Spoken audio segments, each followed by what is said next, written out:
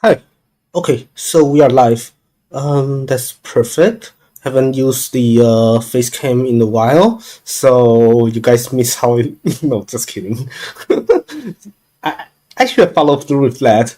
Anyways, okay, so this is muted. That's perfect. This. Oh wait, I can hear myself because it's the usual stuff. Okay, I can listen to my own BGM without sharing it. That is perfect. I think. And I'm only sharing. Let me see. Yeah, so just double checking because if I get DMCA, it would be incredibly bad. Okay, yeah.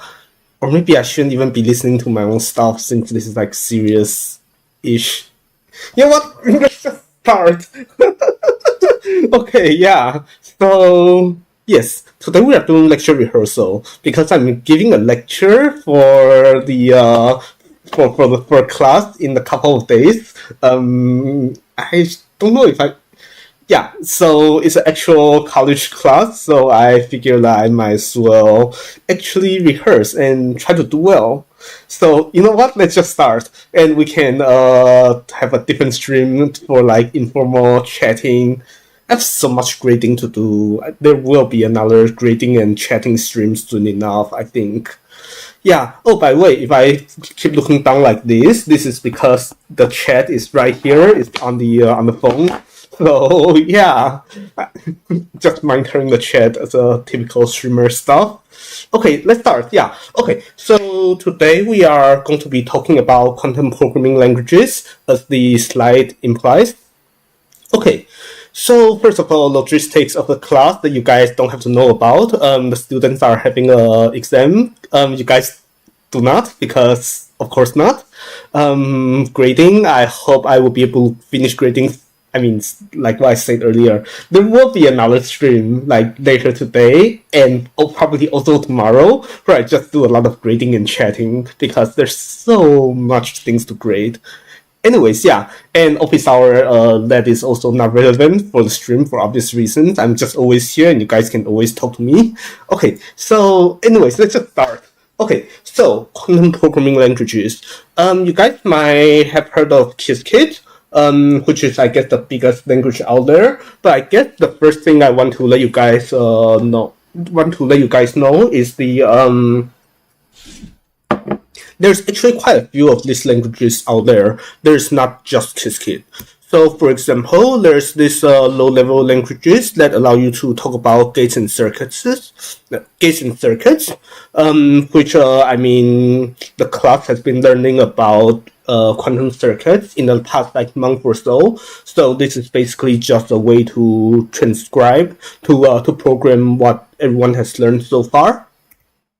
And then there's these quantum development kits, which are not really languages, but they are more like libraries. But anyways, so these things allow you to basically actually like maybe, well, I would say more about this. But if you guys have ever seen Qiskit before, this is what I'm talking about.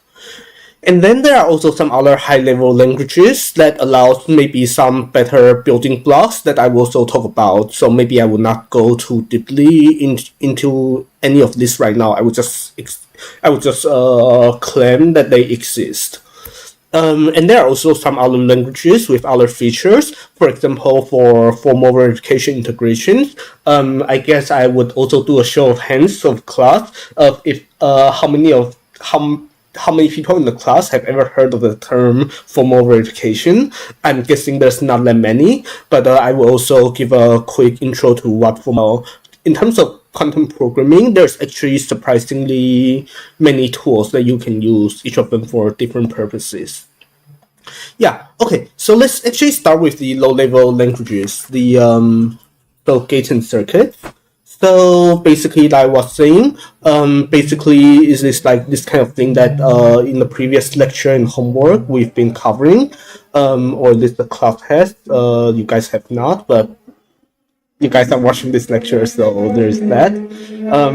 I guess the thing is that if you guys haven't, if you guys are still watching, you probably know what a quantum circuit is. I think I can just assume that.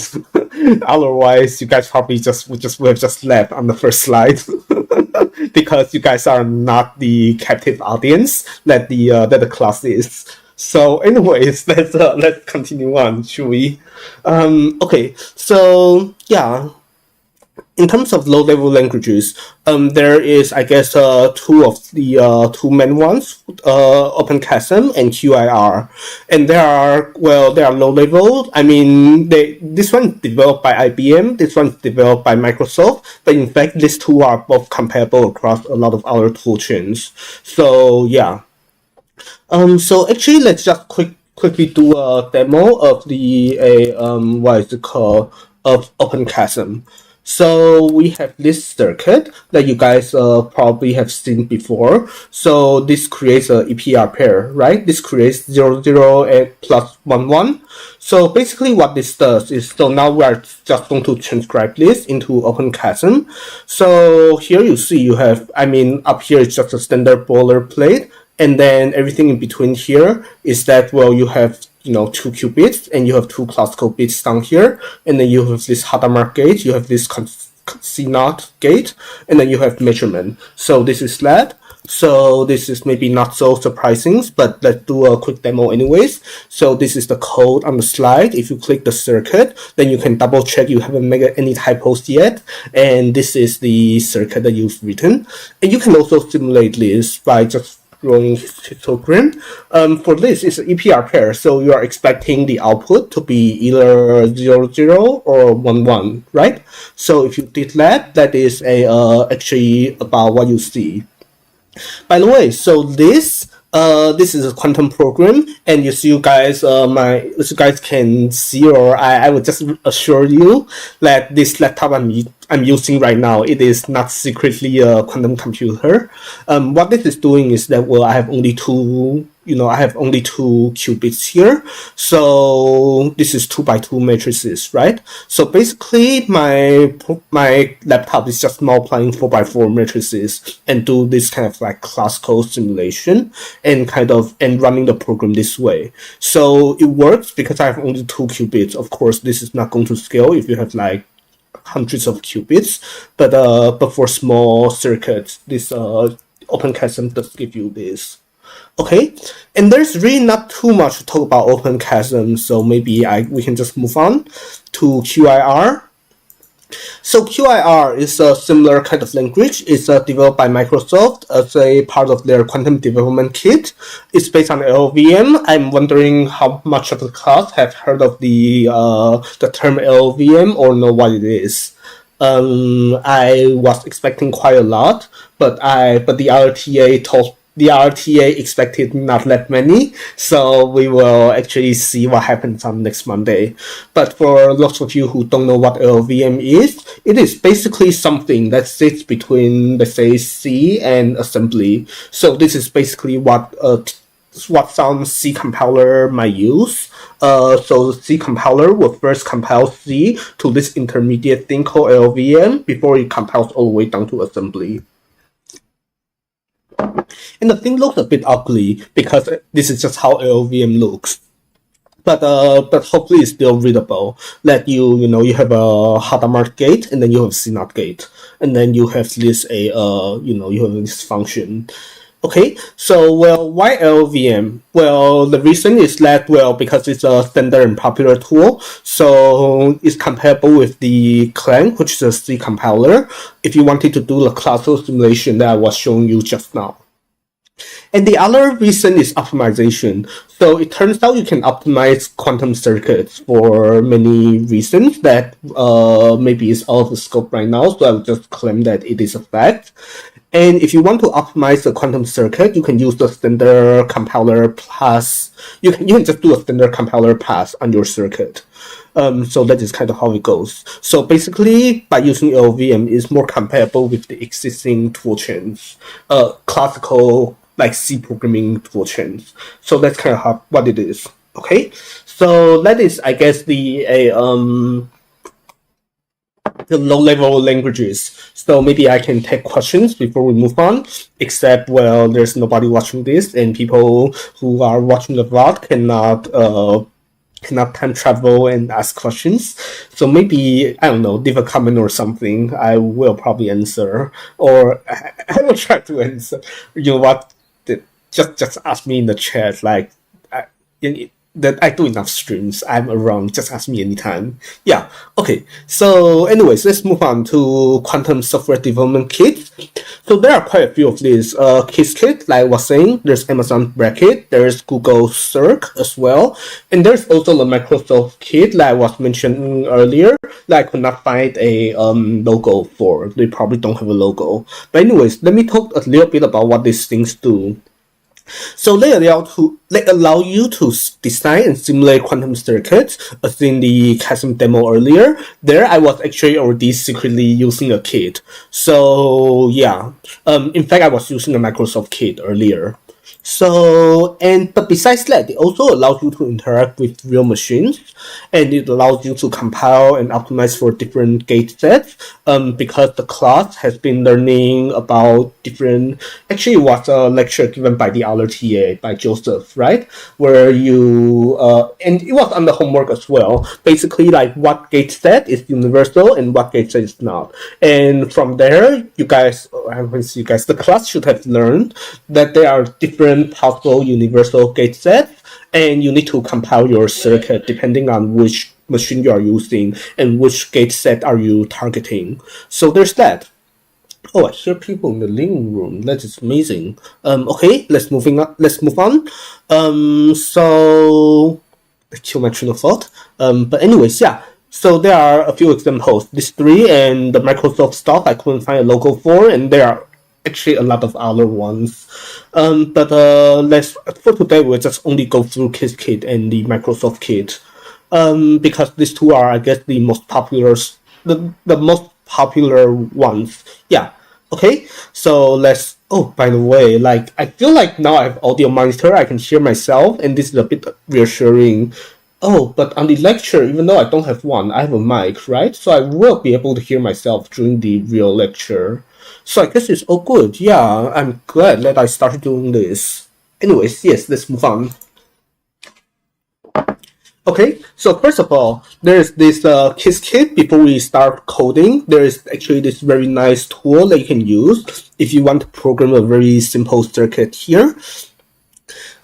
Basically, you can just, for example, the circuit earlier is just Hadamard and this, and if you wanted more of this, you can, just do this. I mean, there's this very nice GUI that you can always work with, and, you measure everything, yeah.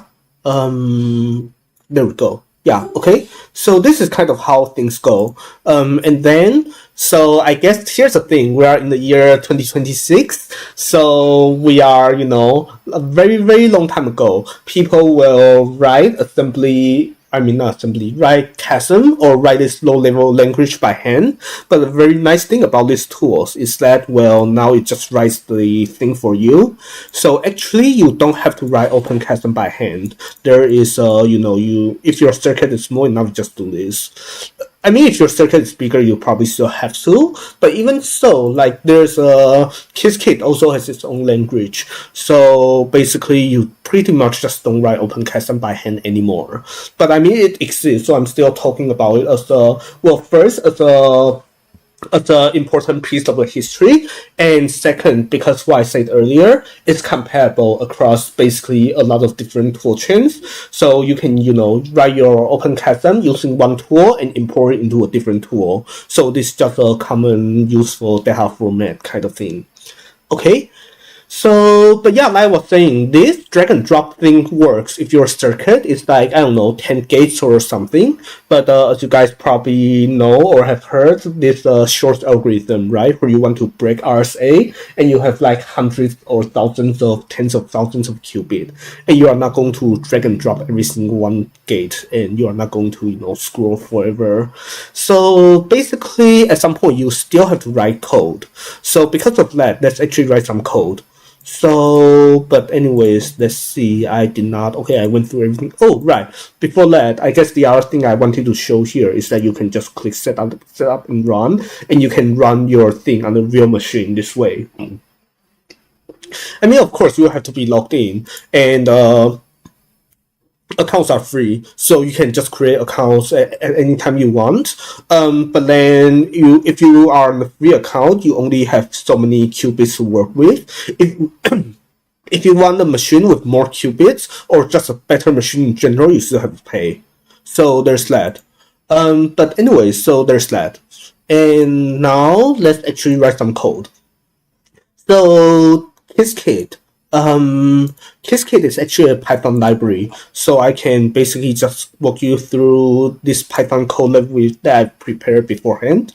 By the way, so this is, lecture one. So I'm just showing you my code, but of course, for lecture two and the coding assignment later in the semester, and I'm not saying you guys who are watching the VOD right now, but actually the class, they will have to write code and be graded. So you might want to actually, take a look at this code.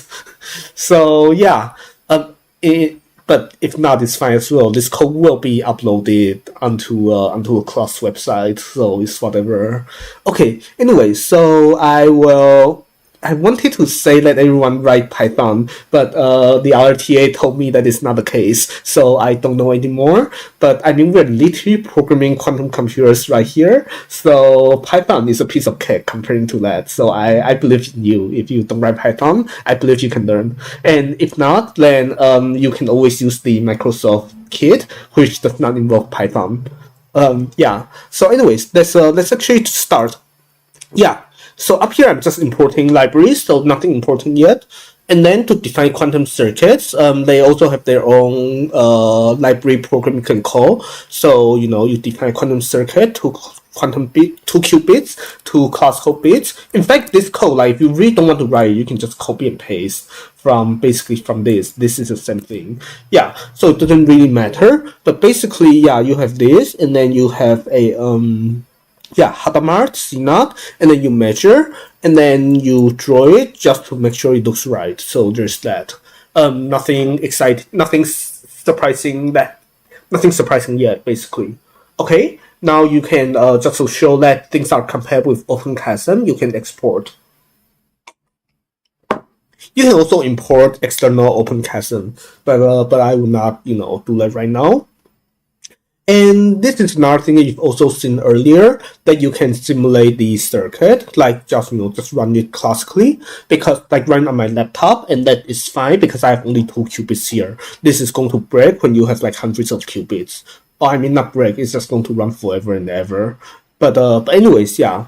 It will eventually break when you run out of RAM or other resources, but there's that. Anyways, yeah, if you actually allocated hundreds of qubits, that is too much. Okay, you're gonna run into an OOM error, so it will break. Yeah. Anyways, yeah, let's decide the point. You just don't do that. Okay, so, but for 2 qubits, you just write some boilerplate code. You say you simulate 200 times, and then you get the result. You make a very nice graph, yeah? And because you have EPR pair, then you get about half 0, and half 1, up to some statistical noise. I guess I was getting a little bit unlucky here, so that I'm getting way more of this than this, but that's what we have. Okay, and you can also try a real machine. You need to create API key by basically going IBM Quantum Cloud. Again, you need to make an account, and then you basically just go here, and then you create API key. And now it's already in this text file. I'm not going to click it because we are good at programming, and we are good at security, privacy kind of thing. Anyway, so we're not going to leak our API key. So we open it, we load it, and then we log in. Yeah, okay. And then after that, we can start sending the thing to a real machine. So basically, there's just a runtime service, basically getting ready to send the thing to a real machine. Typical object-oriented programming thing, right? And then you pick a machine that can run your thing. Okay, so I guess here I'm just picking a random one, but this part actually matters a little bit. So maybe let me tell you how do you pick a machine. So basically the constraint you need to care about number of qubits, because if a machine is too small, maybe you cannot run your thing. And then gate sets, because like I was saying, different machines have different universal gate sets. So sometimes you would run across a machine that the state does not support the Hadamard gate or whatever, and then you either have to compile or you need to choose a machine that does it. In fact, I don't think any machine supports Hadamard gates. And on the last homework 2, you did see how to decompose Hadamards into X and Z rotation. So there's that. Yeah. And that is actually the what I've been saying about compilation is literally just that. Okay, and the other thing is connectivity. Basically, like, so there's this very nice picture. What this picture is saying. Basically, you can think of these circles as qubits. So, for example, these two qubits are connected. So you can do an entangling gate between this qubit and this qubit. I wish I had a marker. I mean, a laser. Maybe for the sake of a lecture, I should just I should buy a laser or something, laser pointer. But anyways, or actually, I could have just done some kind of a JavaScript hack, right? So my cursor becomes a laser pointer. I remember doing that for a talk like long time ago. Anyways, yeah. So we have these two qubits. You can do an entangling gate here. It's not C0, but you can pretend it's C0. But I cannot do a gate between this qubit and this qubit down here. Or if you really wanted to, it will get compiled into like 1, 2, 3, 4, 5, 6, 7, 8, 9, 10. It would be compiled like this one gate from here to down here will be compiled into a sequence of at least 10 gates, and your efficiency would just go really, really bad. So connectivity, you care about it. So, that is basically the story here. But because right now I'm just demoing, it doesn't really matter. I just pick a random one. And then I compile it to basically gate that let your machine support. For example, I had Hadamard, but Hadamard somehow gets turned into this. Let's not question what this is doing, and let's not question what the C0 is doing. In fact, like this was also on the homework, right? C0 gets a no, it was not. Okay, I take that back. Okay, anyway, so C0 gets compiled as well, and then it gets turned to this circuit. And then so this is just boilerplate code. Basically, you have your machine, and then you do some transpiling, and then you get your circuit. And then now you basically say that, again, like, a lot of this is just basically things that you just copy and paste. So there's nothing's very, very exciting. Well, I mean, it's exciting to be using a real machine, but there's nothing super difficult about it once you know the theory. Basically, just say that, okay, now you send the thing to a real machine. You want to run for 200 times and see a result. Yeah. So just run it, and then you basically and you print out a result. You plot the result. And I guess because we have a real machine, so now we can see that it sometimes suffers from some errors. Like you get some of this, but these two are both supposed to be zeros. Yeah. And we can either say this is statistical noise, that you have more of this than this, or maybe the machine is actually a bit imbalanced. I mean, quote-unquote imbalanced. The machine is also a bit anyways, yeah. So when you use real machines, the result's never going to be super clean, but that is just what you have. Okay, and then I guess the last thing I want to say is for this Qiskit demo is that, well, basically, if I try to run my original circuit on our machine here, remember this has a Hadamard gate, then you will get an error message. And the error message would literally just say that the machine does not do a Hadamard gate. So you need to transpile into a gate set that the machine likes. So I guess that's kind of a story, yeah?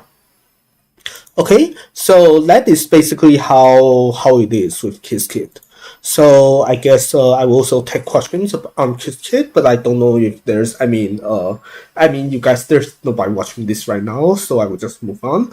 But for the actual lecture, I would take questions, and I mean for you guys, just ask me any time. Yeah, next room or comment or something. I don't know. Yeah. Okay, so let's move on. So there is this let's move on to high level languages. So maybe we can talk about Q Sharp as a programming language. So you guys probably know that Microsoft has this programming language called C Sharp, and now because it's quantum, so now it's called Q Sharp. So I mean, excellent naming convention, right? I mean, excellent naming sense, right? Okay, so now let's so what's different about Q Sharp compared to, let's say, Qiskit? Well, recent difference number one is that it's an actual language, so you don't have to write Python, which is, I guess, depending on your, depending on your experience and your thought on Python, is either good news or bad news. But it's just what it is. Okay, and also the other thing is that it includes basically quantum functions. I mean, includes functions and quantum operations. For example, this is, I guess, an example. So you have this quantum operation that can take a list of qubits, and then for the and you just do a for loop over the qubits, and you apply the X gate on all the qubits. So you do have functions that looks like this, and then the other thing is that it can do controls, quantum control, like the CNOT control NOT gate that you guys have been working with. But basically, Q Sharp allows you to do quantum control on any unitary. Okay, I guess here's where I should have gotten the drawing tablet ready. I will for the actual lecture, but I think I would just skip that part and just assume you guys know how to either that, or maybe I can say quickly that basically just maps a 0 psi to 0 psi, and then it moves 1 psi to, this is resculpt, but whatever, it maps 1 u psi. This is the I probably just write down something like this for the actual lecture on what control means here. But anyways, let's move on. Yeah. So, demo. So since it's demo, we will use the actual VS Code to demo.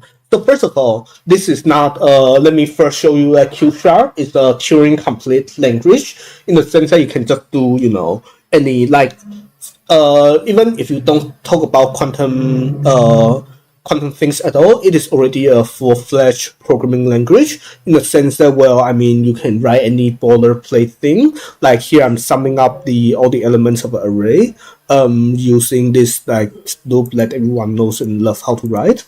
And then you can do like, hello world, you can print results, and I will just show you that this works. Yeah, because when you sum this, you get 66.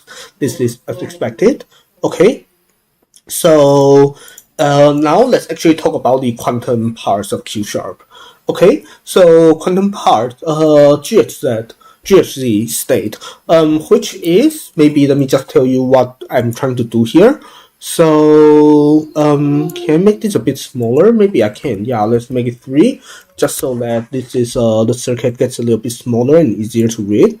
So this is the circuit that I actually, let me just do 2. Yeah, I think 2 is good enough for just a illustration.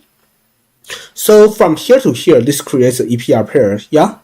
And when you have one more, this is called a GHZ state. It's probably like something that I will also have to write on the whiteboard. But basically, instead of having 0, 0 plus 1, 1, if you do this, then everything up to this point will be 0, 0, 0 plus 1, 1, 0. Yeah. So when you do this, it becomes 3 zeros, super precision with 3 ones. So 0, 0, 0 plus 1, 1, 1. So this is kind of what you have. So let me actually also just first run it to show, yeah. So you either get all zeros or all ones. Okay, so now let's actually talk about the programming language itself. So basically, there's this operation that I was telling you about earlier. It just do all x's, and then you can, in this programming, how should I say it? And now you can write this circuit by, you first declare your, you declare this qubit up here, and you declare this 2 qubit down here, yeah? So you have 3 qubits total, and then you apply a Hadamard gate up here, and then you do control on this. You apply this function, so you apply OX on this. So you see, so I control on this, I apply OX function here. So this is kind of how this syntax works. And then I measure everything, and then I return it. So that is why I get either 0, 0, 0 or 1, 1, 1. And I mean, if I go back to what I was saying, where I started earlier, then like more qubits, I just get, either all zeros or all ones, as you would expect. 1, 2, 3, 4, 5, yeah, six of them. So that makes sense. Yes. Sorry, just couldn't count. Okay. And reset all, this is basically just one full course of this programming language. I don't know if any of you guys have taken like some like freshman or sophomore level like C programming or C++ programming class, where the professor does this playlist thing where they ask you to kind of free all the allocated memories before your program exits. So that the when you run the memory thing like Valve grind or whatever, there's no memory leak. Yeah, but anyways, this is basically the similar idea. If I don't know if you have done any of that, but basically this is kind of the similar idea here. That this language would insist that you free everything before you exit. So if you did not, then you try to run the program, then it's just going to complain that some of you see error here. That basically means that a lot of the qubits are in use when the program exits. So you just want to, release all the qubits before you exit the program. That is the rule here, and we're just following it. Okay, so anyways, this is a how the first thing of the first example for Q sharp. I would take questions, but same thing, like just leave comments or ask next stream or something. Okay, so so now there is this another thing that I want to show for Q sharp. So first of all, I have this subroutine. It just rotates by 45 degrees. X rotation, you guys all know and love. And now let me just quickly show you guys what this does. Yeah. So if I do nothing here, let's say I have a qubit, I just measure it directly, then of course I'm going to get 0. Yeah, and that is what I do. And if I apply a X rotation here by 45 degrees, then I will get I will get some ones, but I'll get mostly zeros. Yeah. So let's also check that. Yes, yeah. But then if I do it for, I think 4 times, then I will get all ones, right? So let's check that. Yeah, because when you rotate, then because each time I rotate by 45 degrees by pi over 4, and I rotate 4 times, I just rotate by pi. Let's just xgate. Yeah. Okay. So now I can also write this as as a loop, but then I want to do 0 to up to 3 because it's inclusive, like a like 0, 1, 2, 3. It includes both this and that. So there's 4 numbers here. So if you did that, then you get this again. But if you did this, then you are going to get it's going to loop back around, right? So you are going to get some zeros. Yeah. So this is the next thing is basically this adjoint thing that I wanted to tell you about. Basically, this thing supports adjoint. Basically means that for any quantum operation, you can get the inverse of that gate just by doing this conjugate transpose thing, right? So that is what I'm going to do here. So I do conjugate transpose to get the inverse of that gate. So I apply 5 times and I apply -1 times. So 5 minus 1 is 4. So I should be getting, the measurement outcome should be just all ones here. Yeah. So let's also show that. And that is the case here. So this is what we have. And if you look at the circuit, then it also kind of works as expected. Yeah. So basically you have this, you apply this X rotation for like, for 5 times, and then you apply for -1 time. That's why you have a dagger. So that is kind of how this edge joint works. I will take questions, but yeah, let's move on. Okay, so where are we? Yeah, by the way, like the lecture is supposed to be 75 minutes long, so I feel like we are breezing through this like a little bit too fast. But I hope that I will receive some questions. In that case, I can always or maybe not. Like I'm like what 30 slides in. Yeah, so I'm like 1 slide per minute. So yeah, okay, I will be short, but that's fine. Yeah, I mean the will be fine. At least the professor says this is fine. So yeah. Okay, so this is basically all the like basic programming languages that I want to talk about. So the I guess the upcoming part is more like research programming. Basically all the new and shiny like state of the art tools that you guys might be interested in. But basically, if you want to just do a class project, I think everything I talk about so far is already enough. But let's talk about the new and shiny, research frontier, state of the art stuff. Yeah. So okay. So, but I guess one thing that I can use to motivate that is that programming is hard. That is maybe what we all know about by now. And you can probably also say you can also how should I say it, that quantum programming is also hard. That is maybe something that I don't have to convince you guys of.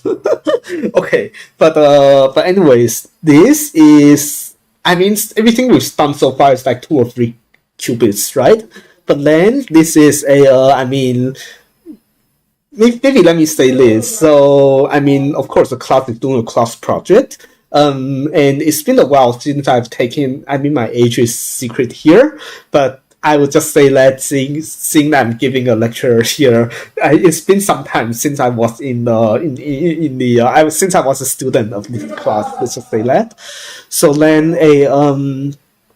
but yeah, like back then, a friend's class project was basically implementing some stuff, and what they had is basically this. I promise this circuit is doing something meaningful here. It is actually a subroutine of quantum error correction. But then here's a problem, right? That you have such a big circuit, and you handwrite it, or you use Q-sharp. Anyways, Q-sharp was not even a thing. Like, I shouldn't say that because then you guys know my age. Actually, no, I don't know. Maybe Q-sharp was a thing and we just didn't know how to use it, right? Anyways, yeah. The point is that you are going to have a circuit that looks like this and you don't know if it's right or not. And yeah. So how do you make sure, or how do you check if the circuit you write is correct? That is one of the research problems. Or how does it make it a bit easier to write correct circuits? Okay, so, well, here's a problem, right? Let's say you are looking at this, then how do you know it's correct? Well, I guess one way to do it is that you write test cases, or you do the classical software testing, right?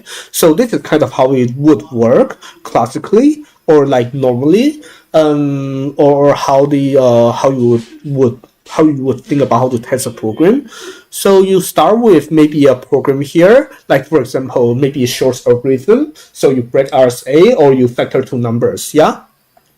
And then you have a specification, which is that, well, Shor's algorithm factors 2 numbers. So the specification will be, well, taken, let's say, the number p times q as input, then your program should output either p or q, one of the two, or maybe both.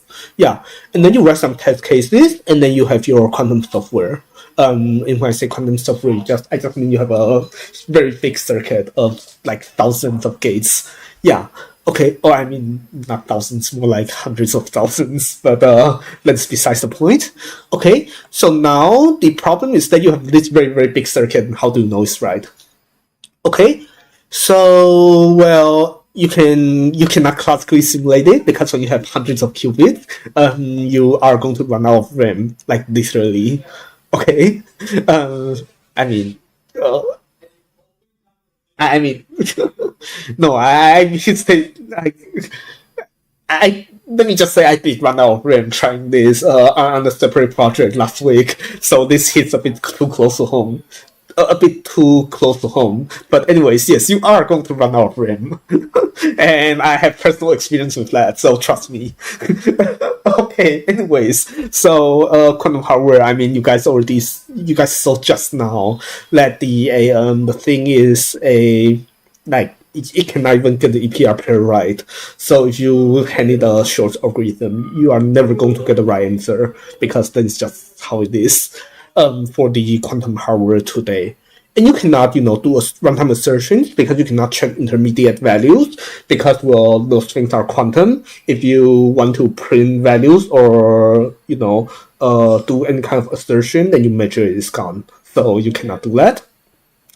And output analysis is hard as well because I mean the histogram I was showing you, it has only like 2 or 3 or 4 bars, so you can just stare at the histogram to see if your output is right. But for some, let's say quantum chemistry or whatever applications, maybe the histogram looks so wide and you have so many bars that you really need a lot more samples before you can stare at the histogram and make any and see if your histogram looks right. And I mean, chances are the machine is so noisy you don't know if it's right anyways. So there's basically a lot of ways that you would want to debug a quantum program and none of them work. So that is why we use this technique called formal verification. And I kind of want to go by a show of hands on how many people have even heard of the term formal verification. But basically, since I assume there's not that many, so I would just go through a very quick rundown on what is this. Okay, so roughly speaking, formal verification, they are, well, you guys hopefully have at least used assertions on, programming language and like your day-to-day programming work. Basically, you check if something is right, and if not, you throw an error. That is basically what assertion is doing. It's just, you throw exceptions when things don't look right. Okay, but then your exceptions are usually checked in runtime, right? You run the program, and when you are running, if you encounter a bad value, you throw an exception. But here, we want the assertion to be checked in compile time. You should be able to check them before you, or this is what we're hoping, that you can check these things before you even run the program. And this technique, I mean, it sounds like there's some magic behind it, but it's taught in this graduate level class that I mean, you guys are not students at UMD here, but I'm around. You guys can ask me about it. But the class that I'm actually going to give a lecture to, they can take this class sometime. Yeah. Anyways, but to make things a bit more concrete, I can also just quickly give like what this kind of things look like. So for example, I will actually demo this, but basically you have your function that finds the maximum of the array. So you just write a simple for loop to find a maximum, yeah? So it gives you a number and you can do a bunch of assertions. You can assert that the input is not empty because if the input were empty, then there should be no maximum, and you should throw a compiler error if this were ever called an empty array. And then you similarly you want to assert that this is the maximum, like you want to assert that the output actually is contained in your input. Like you cannot just output a very, very large number that's not inside there. And you that is something that you want to be able to assert. Right? I mean, this is true, and this is a property that you want for this function.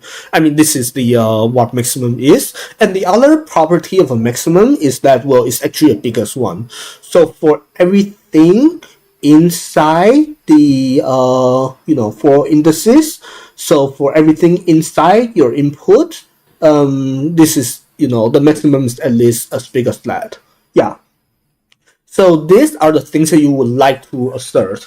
So how do you check these assertions? Well, I mean, like I was saying, there's some metrics, so I cannot really go through all the background, but I can show you at least how it is. Well, let me first run this to show you like it actually does what you think it does.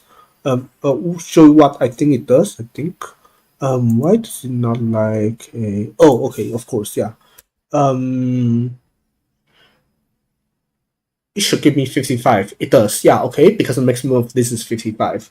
Okay, so let me just show you what this works. So of course, it's just a normal for loop, as I was saying.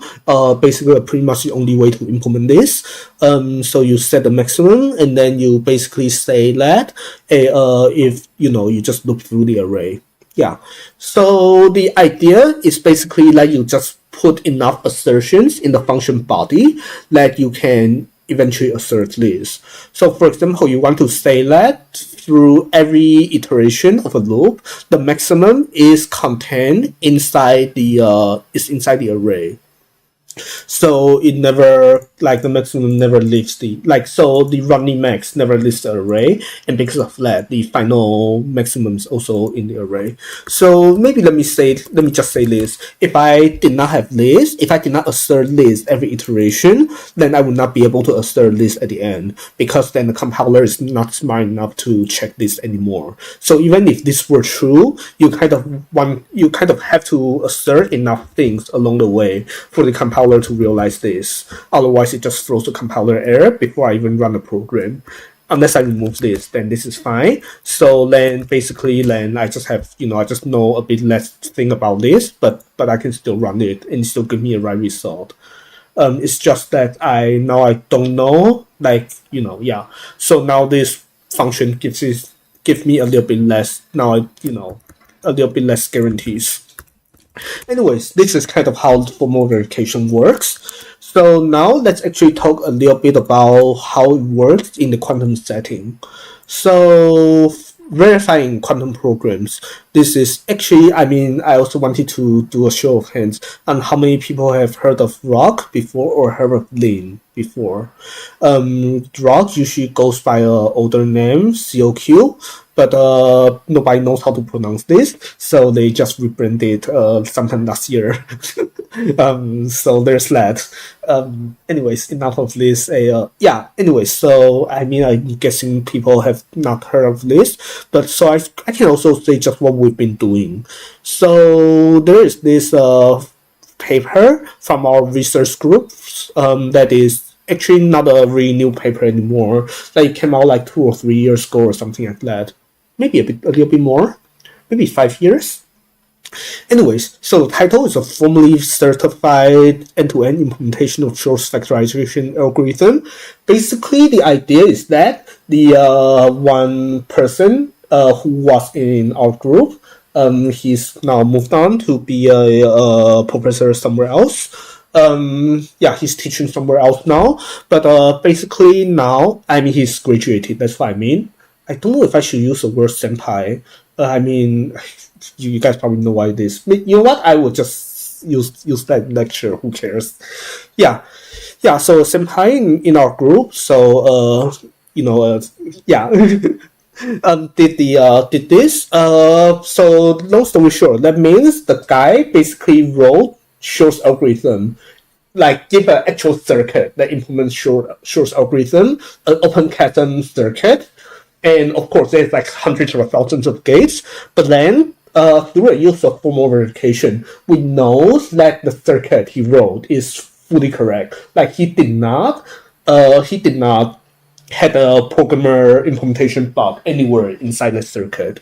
So if the circuit gives the wrong outcome anyways, then we pretty much can say almost for sure that it has to be because the quantum computer, the hardware is wrong, not because he made a programmer error. So that is one thing that you can do with formal verification. And the other thing you can do is basically this project that you guys have actually seen me worked on, like sometime like last month or 2 or something like that with my kohai. Kohai means it's also Japanese lingo. Basically means someone who is a couple years below me. This is a colleague. Yeah.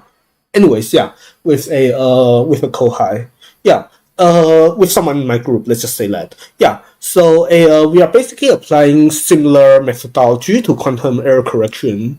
Yeah, and there are also a lot of other literature that exists. I was on the Coffney team, and then there's also this one that is by a senpai here.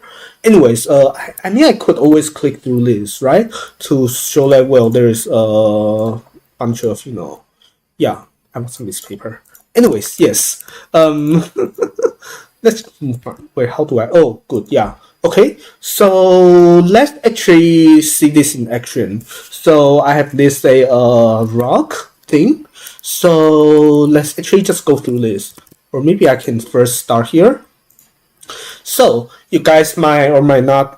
Oh, actually, I could just copy and paste the homework problem here. So okay, I'm going to do the very strange and maybe bad thing here, where I know this is supposed to be a rehearsal, but if I don't do this, I will forget. And since this is still a rehearsal, I am just going to do it. So I will take. Where is the class? Here. Okay. I would do this. I would do a no assignment 2. Yeah, because if I don't do this, I know I'll forget, and I just never do it. So a homework problem.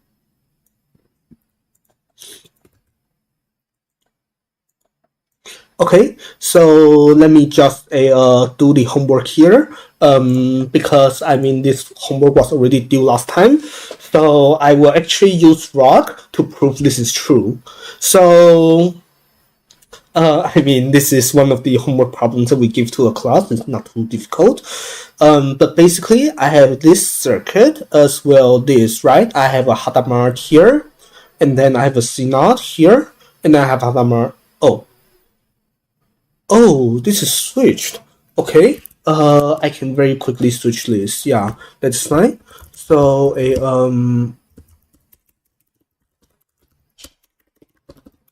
okay,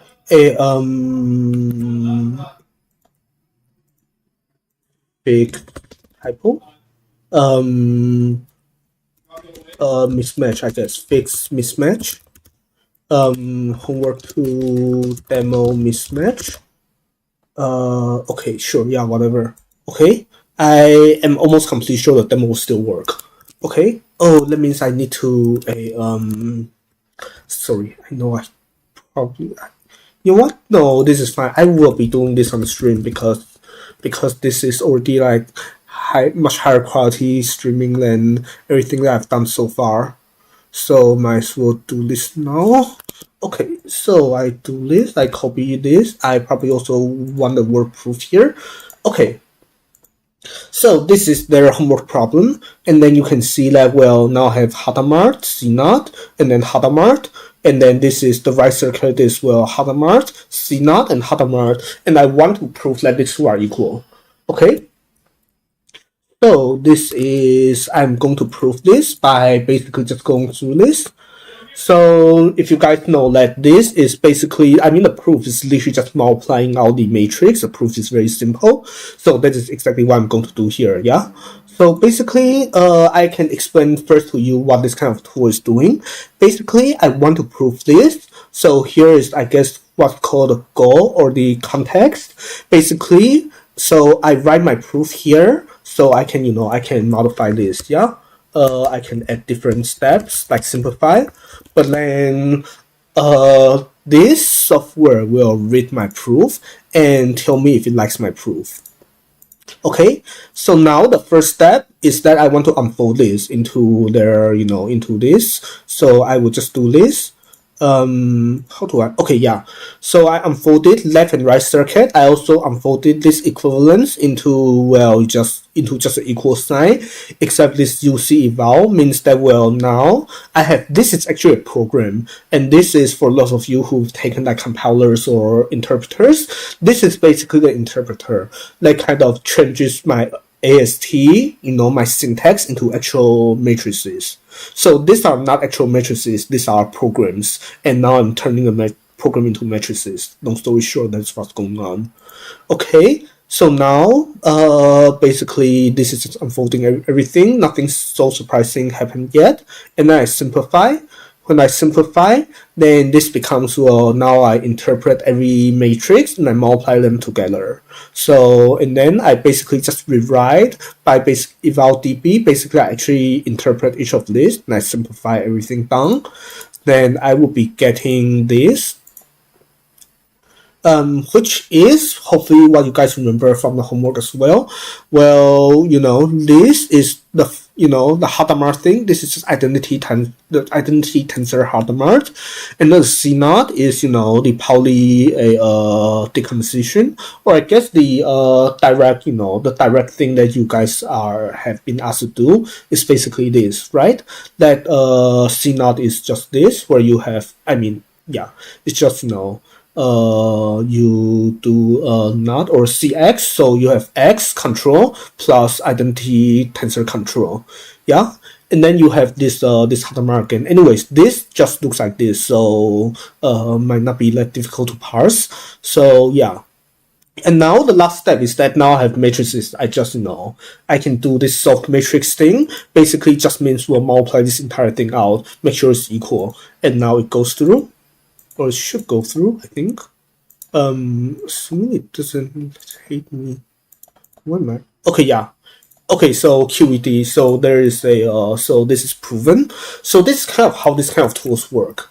And maybe let me show you an example on what happens if you made a typo. If you ask it to prove something that's false, like this is false, right? Because then this circuit, if I just move a Hadamard gate to another wire, like change this from 0 to 1, then this is no longer equal. So if I try to ask it to prove this thing again, then it is going to give me an error message. Or it should. Let's find out. Now it's hanging for a little bit, being confused, but then it basically just says that, well, I have an error message, and it is asking me to prove a bunch of nonsense because this thing it cannot prove, and it knows I cannot prove either. So C2 just means 2 in complex numbers. So this is asking me to prove that minus 1/2 is equal to 1/2, and that is obviously false. So it knows the thing is false, and now I cannot prove this. So this is kind of how these formal verification things work. Yeah. So long story short, so you have this programming language called Rock. Oh, sorry. You have this programming language called Rock that you can also, with a library, that you can also do this kind of things in.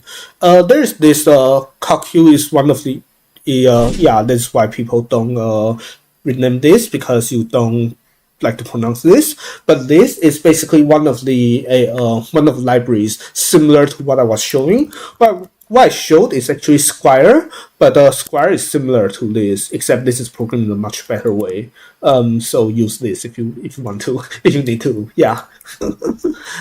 Anyways, so last thing I want to go to, wow, I'm actually an hour in, so maybe I do have enough material after all. I will take questions, but there's none of you here, so I will just, wait until, just, leave comments or ask me when I do my next working stream or something. Yeah. Working / chatting stream. Don't ask me when I'm playing a piano or a video game, because that is when I want to be playing. You know what? Who cares? Yeah, that's actually any time. If I don't want to answer, I will not ban you or anything. I would just say I don't want to answer right now. I will answer next time. Yeah, I probably could be getting rid of this Windows 9 below. Anyways, yeah. Oh, and I probably should also make a screenshot of the you know what? I will do that right now. Yeah. So let's say if I had a typo here, and then I would just go all the way down and say that this thing cannot be proven. And because it cannot be proven, it is going to give me an error. Yeah. So it would just do this and do that. And then I will modify, I'll change my slide on. I guess I will have to change all of this to remove the Windows bar. Or you know what? Who cares if I have Windows Star? Maybe I just have everything here. Or the OBS showing. You know what? Who cares? Yeah, I mean, if the students know, they know. If not, it's whatever. Yeah, just like sneak in the fact that I am streaming. No, who cares? Yeah, where am I? How do I? Okay, yeah, perfect. Okay, last thing I want to talk about is this post-level programming thing. So, well, what are pulses? Well, I guess the question here is actually what are quantum gates made up of? Because, well, it's like, the classical gates, like the, AND gates, OR gates, and whatever runs in your CPU. Well, I mean, I don't know too much about them, but they are made up of transistors, right? So, what about the quantum version of this question? What are quantum gates made up of? Well, one possible answer is that they are made of pulses. So I will tell you what this means exactly in a minute. But first of all, I want to tell you there are a lot of different tools. There's OpenPost, SimulQ, Cubic, Kick, and RiskQ. I probably should make all of this into links. I will, if I remember. If not, whatever. Okay. So let's actually talk about what pulses are. So maybe I will talk about superconducting, talk about some basics of superconducting qubits. So this is how superconducting qubits work. At least I'm not a physicist or electrical engineer myself either, so I don't know all the details. Chances are some of my students might even already know more than I do. But because we do have some physicists in the audience here. I mean, not here, but in the class I will be teaching. But the idea is that you start with an LC oscillator. You replace this inductor with a Josephson junction, and now you have a superconducting qubit. And the quantum gate is basically just drive this thing with by applying a voltage here.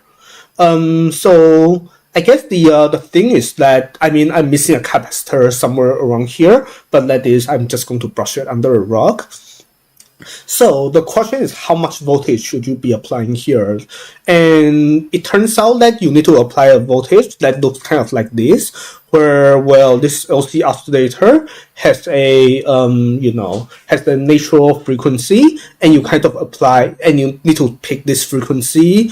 You need your voltage to kind of oscillate in the frequency that matches the natural frequency here, and then you need a pulse envelope here. You need to start small and then have bigger voltage and go small again. You cannot just do a square wave here, like you can just turn it off and on immediately and off immediately again, because even though that works in theory, it doesn't work so well with the current tools with the hardware that you're using out there, because what looks sharp, like what looks like sharp corner, like off and on immediately, when you actually implement it in the like when you actually build it using actual electronics, the thing is never actually off, and then you cannot switch it on like that. Like it will be, like there will always be a small delay.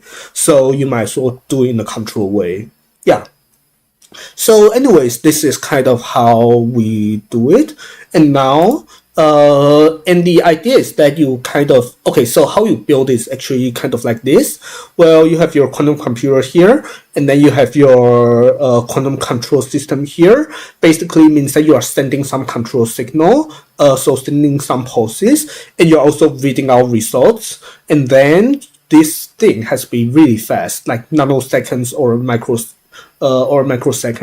because these things don't stay alive for very long. So you need anything here to be very fast, which means you cannot just hook it up to a laptop and run Python or whatever, because, well, if you hook this up to a laptop or desktop or a server, you have an operating system and you have a lot of threads, you have a lot of processes, and there's this thing called thread scheduler or whatever, or load balancing is something else.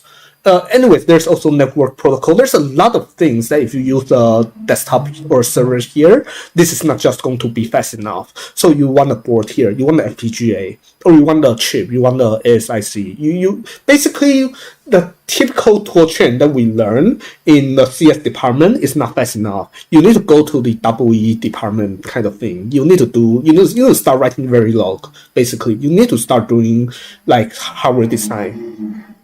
Yeah. But basically, I can still say a little bit about the embedded programming side of things. Okay, so there's this project, Rescue. Okay. So I know my face is blocking the logo, so let me just minimize it a little bit so you can actually see a logo here. But basically, there is actually I mean you guys actually already saw this. It was even on the thumbnail of my stream last time. But basically you have this, and then this is just another project from our group. And then I mean we write a lot of hardware and Verilog and stuff, but then that part I don't think I can teach very well. So I can just say the embedded programming, the C programming slice of a project. Basically, you write some C program to set up some posts. So, for example, earlier you see a post. So basically, you can just write a C program and say you want to start at a certain time. You want the post to be fired off at a certain time, and then you pick some frequency, like I was doing earlier. There's a natural frequency of your LC oscillator, and you pick a phase because when you are doing wave, there's always a phase. And then you want to set amplitude, basically how much voltage you want to be firing, because you don't want your thing to be, you don't want to blast your qubit onto the moon. Like, you need, like, how should I say? Basically, you need to set the amount of voltage just right to apply. And then you also need to set the shape of a pulse, which is basically what this is doing. Basically, you have this Gaussian thing that I was showing earlier, but sometimes people have this Gaussian tail and Gaussian head and tail, but in the middle is just flat. Basically, you can specify it, and then you can also, I mean, that's just a duration here. Yeah, so basically set a bunch of things, and then this thing would eventually just run on this using this embedded programming thing that you guys might not have heard about, but this thing would just run directly on the FPGA chip. So this thing would just, there wouldn't be no operating system. This thing would just be what they call bare metal programming, and this would just run. By the way, this actually our paper on this just got accepted into this conference called DAC, like last week or the week before, something like that, and I'm so happy. I mean, I actually just got carried by Junyi senpai, by this I didn't link the paper. I probably should. By the first author of the paper. So huge shout out to my senpai, to Junyi. He basically did most of the work in this project, and I was lucky to be part of it. But anyways, that is kind of all the material I have. So thank you for watching, and I will probably be back later today after I go grab some food, because we have a lot of things to grade, and we can do more chatting in a bit when that happens. So for now, thank you very much. I will see you next time. Yeah. Oh, ending screen, because we are good at streaming.